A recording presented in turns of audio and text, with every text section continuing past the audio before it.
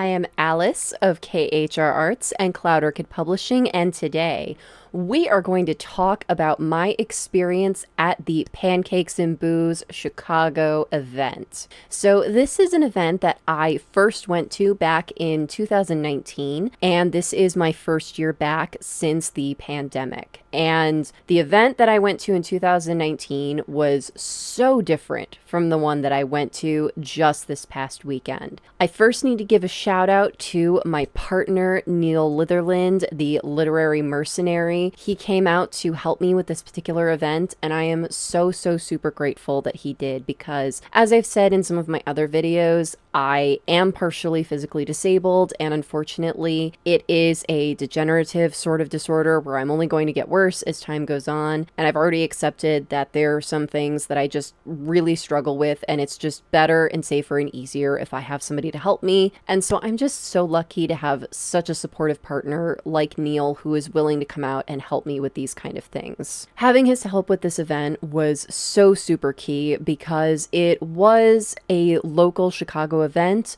at a venue called Reggie's. This is a very cool space in that they are very supportive of the local Chicago arts, not just paintings and drawings and things like that, but live music, writers, makers, fashion designers, just everything that you can think of. They are so big on that, and they do a lot of events like this. First and foremost, they are a live music venue, so they promote bands and music, and they also have kind of like a small little restaurant sort of eatery sort of thing. It's not like a sit-down restaurant sort of thing. Think bar food, because it is very much a bar setting. And it was nice that this year when I went, they had music playing, but it wasn't live music, so it was so much easier to hear everyone. And that was a thing that was different from 2019, in that they did have live bands playing, which is a really cool draw. But the drawback from that is that as one of the creators vending at this event, it made it very hard to be able to talk to people. So not having that factor this year really helped and made conversations so much easier with the people that came up to my booth. Setup was a little bit wonky because unfortunately there were two different emails that went out. Some people got the email that setup was at 5 p.m. and I was one of the people that got the email that said that setup was at 6 p.m. And what's unfortunate about this is this particular venue does it where all the different spaces available to you are first come, first serve. So I was an hour late and so many of the spaces were already taken, but we were so lucky that we were able to get a really great space. Like, this space just could not have been more perfect, honestly. There were spaces that were like upstairs, and I was trying so hard to make sure we didn't have to have a space upstairs, because again, I'm becoming more physically disabled, and y'all, books are heavy.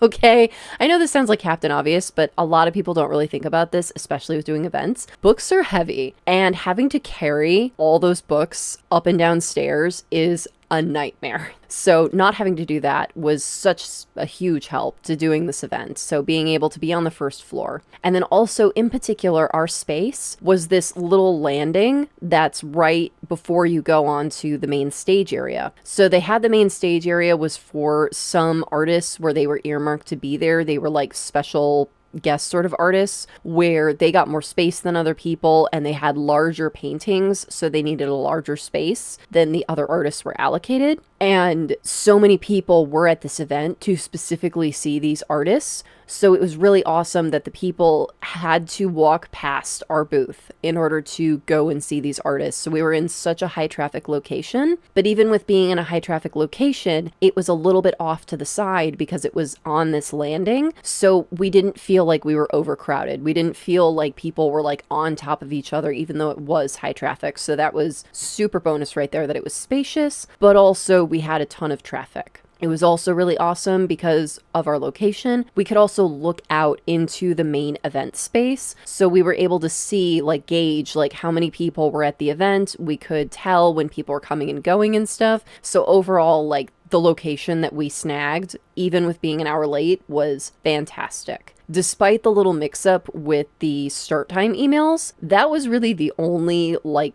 thing that went wrong with the event in terms of coordination. The people that were in charge of the event were so awesome. They were so efficient. They were so helpful. They did such a great job with setting up the event, making sure that everything about the event ran smoothly. We didn't have any problems. They were so nice. They wanted to make sure that we were having a good time. At one point, they actually brought us bottled water because it was hot, y'all. Oh my goodness, it was so hot. So for those of y'all that don't know, Chicago summers are hot. They are so miserable because not only are they hot, they are super humid. So you walk outside and it just literally feels like you're just immediately drenched. It's just wet and sticky and hot and awful. And I don't know if this venue, if it was that the air conditioning wasn't working or if the air conditioning just wasn't put up high enough, but it was really, really hot in the building. And so it was just people were overheating and people were getting dehydrated. And it was just really awesome that they were on top of it and they were passing out water bottles to make sure that people stayed hydrated so that we didn't have any sort of like emergencies happening. Of course, Neal and I prepped in advance and we brought like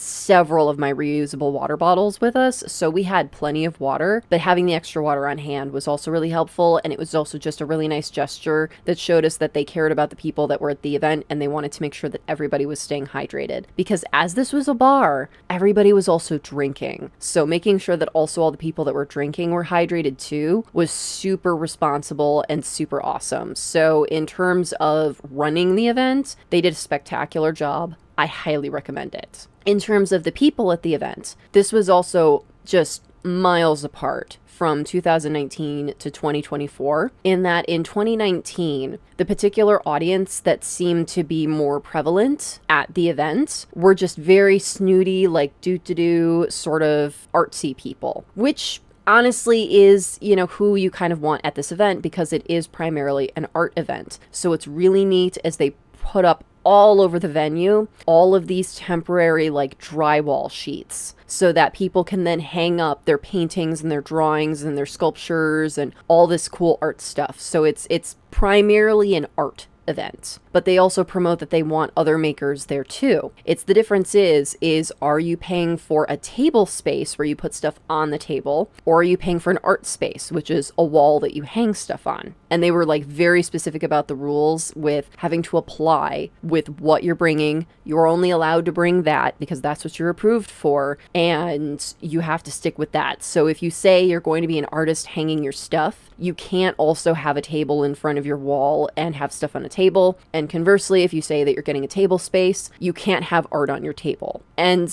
I think it's really nice that they did this because it ensures that they had a good balance of makers and artists, and also so that you didn't have people trying to cheat the system. So kudos to them on running that. But as it's primarily an art event, in 2019, it really attracted some very snooty do people, and they were really mean to me, like so unreasonably mean. And like that's also part of why it's been so long since I attended this event, was that since I had such a negative experience, I kind of didn't want to go back. And I'm really glad that I took a chance on it this year, because in 2019, I had people coming up to my booth, and I was selling books back then, as I was this year. Back then, I had far fewer books, but I still had plenty of books, a lot of books for how old I was. And I have far more books now, of course. But even then, like, I had a pretty substantial spread. And people were coming up to my booth. They were very, like, not impressed with what I had to offer. And for some reason, a lot of them asked me where I went to school. And when I would tell them Columbia College of Chicago, they would immediately go, "Oh,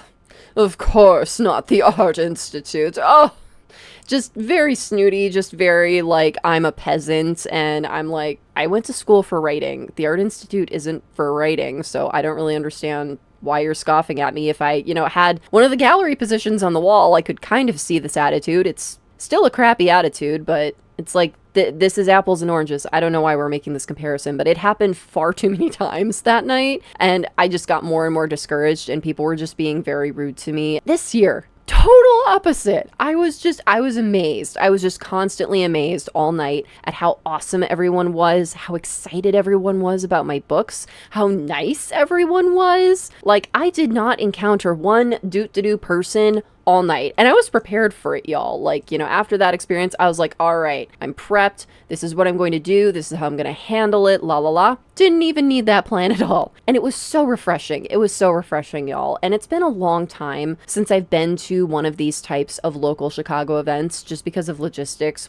since the pandemic. Unfortunately, I had to move back home to the suburbs to live with my parents. I know I'm totally that stereotype, troll living in their parents' basement sort of thing. Feel free to laugh at me. It's fine. I am currently working on saving up for a down payment for a house. So yay me. Not going to be a basement troll for long. Because of that, the logistics of location makes a big difference in the events that I choose. And unfortunately, a lot of these maker type events in Chicago, parking is an absolute nightmare. And they're typically like 1 day only events. So it's not like you can get a hotel or, any sort of accommodation like that would make sense to do them. So I was really going out on a limb here, taking a really big risk with that. I knew this was going to be a big to-do, that parking was going to be a nightmare, that it was only going to be for this one evening, and that potentially people were going to be mean to me. So it was a big risk, y'all, but I am so glad that I took it. I don't know, it was something just told me, hey, you should try again, and I'm so glad that I did. Because outside of this weird do-to-do-ness, which I have encountered in other places, and in Chicago, I've encountered it in other places as well, but it's definitely not the majority. The art scene in Chicago is just so different from art scenes in like New York and California and other places that I've been. And it's such a refreshing attitude. And it's a big part of why I love Chicago so much, is that it's very much all about being yourself and, quite frankly, not caring what anybody else thinks. That it's very much like, yeah, this is me, this is my art, deal with it. And I find that attitude very refreshing, because it's kind of like either you like it or you don't. Like, get out the way. And that's what I'm all about with my books, where it's like either you're going to like them or you're not. And if you don't, that's not my problem. And being immersed in that attitude again just felt so good, to have people that were just so on board with what I was doing, and the people that like weren't on board with what I was doing, they just didn't stop by my booth. It was that simple. I didn't have any people come up and try to argue with me about anything. I didn't have anyone, trying to make me feel like a peasant. I didn't have any of that, and it was so awesome. And the fact that I only had one minor incident the entire event is just amazing, y'all, because the amount of problematic people that will come up to my booth at various events, whether it's a 1-day event or it's a multi-day event, it varies, but it's usually like a handful of people that I'll be able to be like, girl, I could tell you stories all night about these people. But the fact that there was only one, and on top of it, in a venue where so many people were drinking alcohol and many of them were very intoxicated, and we only had one problem person, is just nothing short of a miracle. And I mean, I know y'all are like, ooh, tell us about the person. Please tell us about the person. Don't worry, I got the tea for you. So this particular individual came up with a group of people, and they were delightful, lovely. And one of them bought one of my books, was very excited about the book. I was very excited that they were excited about the book, and they purchased the book, and they all kind of mingled nearby the booth, kind of, deciding what they were going to do next, which a lot of people did at this event because of where we were located. It was kind of this little corner spot where it was easy for people to kind of congregate there, to be like, all right, we've been here, where have we not been yet? Do we want to hit up the bar again? Do we want to go to the bathroom? Just all that. There was a lot of that. So that was fine. But again, as I said, it was very hot. I had my fan, my signature fan, and I was using it a lot that night because it was hot. These people did not have fans, and one of them thought it was okay to pick up one of my books and proceed to use it as a fan. I was stunned, y'all. I was speechless for a good 10 seconds, because never in my wildest dreams did I think that situation was going to be a thing I would have to deal with. But people continue to amaze me at these events of what they think is appropriate to do. Mind you, this person was clearly also intoxicated, so I'm sure that also had an impact on their lack of decision making. And I just, after I snapped out of it, I was like, literally, don't do that. Put it back. And their friends suddenly looked at them and were like, what are you doing? Put it back. And of course they were embarrassed and tried to play it off and be like, the whole getting mad at me for getting mad at them thing. But even so, with that, it didn't devolve into anything. They got embarrassed. They put the book down. The group moved on. The end. even that very bizarre and quite frankly stupid situation, even that didn't evolve into like a situation. Like, it didn't start a fight. They didn't try to harm any of my books. The book in question was completely fine. I would rate it like, you know, a 2 out of 10 in terms of the most outlandish things that people have done with my books at my booth, or even done at my booth in general. It was definitely a different thing that I've never experienced before, but out of all the things I've experienced, it definitely was pretty low on the list for, wow, this is a problem. So the fact that that was the negative highlight of the night is so saying something about this event, that everyone was so respectful, everyone was so fun and cool. It was just fantastic. And later on in the evening, Neal even brought up a point with me that I didn't even think about, because it was just such a well-behaved event, that he was like, I'm shocked no one spilled anything. And I was like, oh my God, you're right. The fact that we have all these intoxicated people walking around, there's stairs galore everywhere. In fact, there were a few steps to get up to the landing that we were on. No one spilled anything on the floor, on the books, like nada. That was also super impressive and very good in our favor, because let me tell y'all, liquids and books do not mix. And that is another nightmare of mine, is having people spill on my books. It is a thing. And, you know, knock on wood, it hasn't happened to me yet, because that would be devastating. So the fact that it was so well run, the attendees were so well behaved, so enthusiastic, and I made several book sales. This was a very successful event. So super stoked about that, because I mean, at the end of the day, y'all, I am here to make a buck. I do these events because, you know, I want to expand my audience and meet people and network and get people excited about my books. But the bottom line is that bottom line. I need to make money. I need to sell the books. And the fact that I sold so many at a smaller event that was only one day, not even a full day, it was just the evening. It was only from load-in, which was 5 p.m/6 p.m. to midnight. And, you know, load-in, that's not even when they open the doors for people to come in. Like, really, the traffic didn't really start happening until about 8:30, 9 p.m. until midnight. That's only like about, like, what, 4 to 5 hours? That's like nothing for an event. So the fact that I sold a significant amount of books in that short amount of time at a smaller event is fantastic. Just absolute gold star, amazing. I also thought it was interesting what books that I sold at this event. So I was expecting more of my art books to sell at this event, because it was an art event. So that's the audience at this particular event. There are people there to see art. So of course I knew the art books were going to sell far more than the novels, or, you know, basically the books without pictures in them.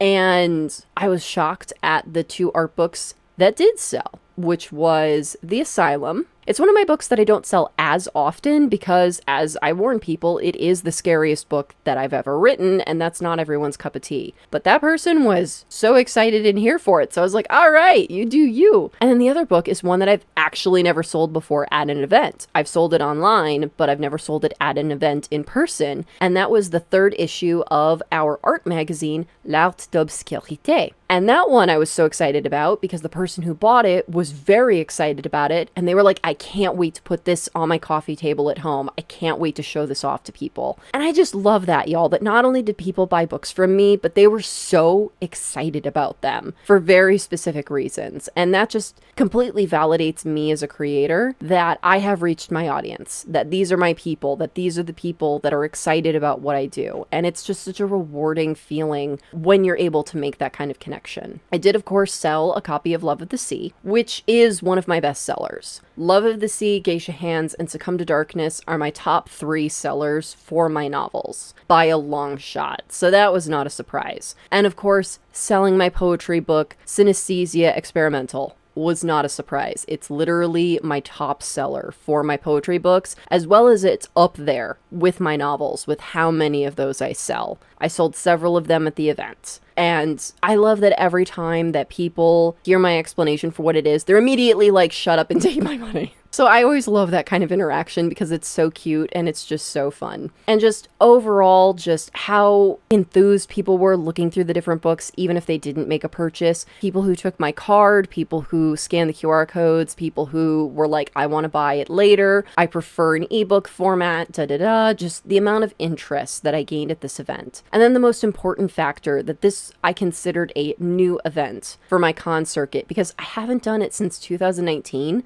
And between then and even then, I feel like the audience has shifted dramatically. So it is a new audience. And that means that I'm reaching new people that I haven't reached at the events that I've been doing. And that's the big goal for this year, 2024, and next year, 2025, is that Neal and I really want to expand and seek out new audiences, which is why you'll be seeing us doing a lot more events that we've never done before, because that's one of our big goals. This event was so successful. I honestly could not have done it without Neal. It was very physically demanding. It was very stressful. Not for the sake of the venue or anything like that. It was just stressful with driving all the way out to the city, finding parking, just all of that kind of kerfuffle. And then, of course, driving home at like midnight is no picnic either. And I'm just so grateful that I have people in my life who are so supportive of me and so supportive of what I do and willing to help me do those things. So I hope y'all enjoyed this video. If you did, please be sure to give me a like. And if you're new, subscribe.